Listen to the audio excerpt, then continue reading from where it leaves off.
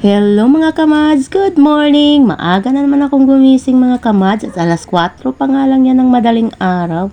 Dahil ngayong araw nga ay malagkit ubi turo naman ang aking lulutuin mga kamads. At kapag ganito mga turun-turun nga ang aking lulutuin ay talagang madaling araw talaga akong gumigising dahil ayaw ko ngang magahol sa oras. Dahil may mga anak pa akong aasikasuhin pero hindi pa rin talaga maiiwasan at nagagahol pa rin talaga ako sa oras mga kamads.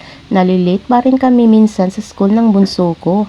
Ay nako, nung unang luto ko nga nitong malagkit turon mga kamads ay nabahala nga ako. Dahil medyo hindi kasi maganda ang panahon at umaambon nga. Hindi pumasok yung ibang estudyante, kaya inilako ko na lang sa mga bahay-bahay at buti na lang ay naubos din.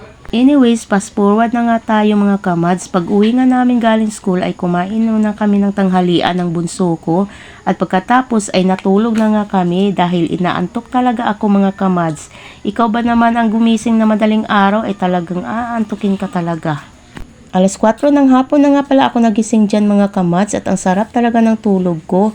Nagpainit na nga muna ako ng tubig dyan dahil magkakape ako at nagmumuni pa nga ako dyan while naghintay kumulo yung tubig. Nagtimpla at uminom na nga pala ako ng kape dyan mga kamads. Black coffee nga ang inimnom ko dyan. Maya-maya ay nagising na nga din ang bunso ko at naglalambingan pa nga kami dyan. Wala nga palang pares itong kape ko mga kamads kaya inutusan kong bumili ng tinapay at pinalamanan ko nga para ipartner ko sa aking kape. At siya naman ay bumili ng kanyang gustong kakainin.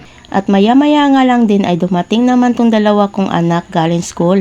At nakmano nga sila pati na si ate ay dumating na nga din. Pasensya na nga pala kayo at marami nga akong sinampay dyan.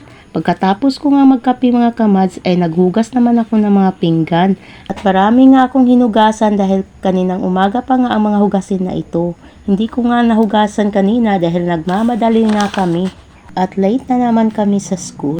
Pagkatapos ko nga maghugas mga kamads ay nagsaing naman ako at dito na nga lang ako nagsaing sa butane dahil may baho pa nga kami sa rice cooker kaya hindi ko nagkinuha.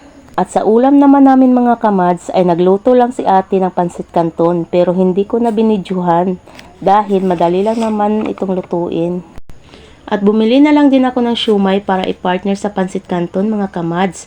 Kain tayo at yun lang muna. Salamat sa panonood. God bless!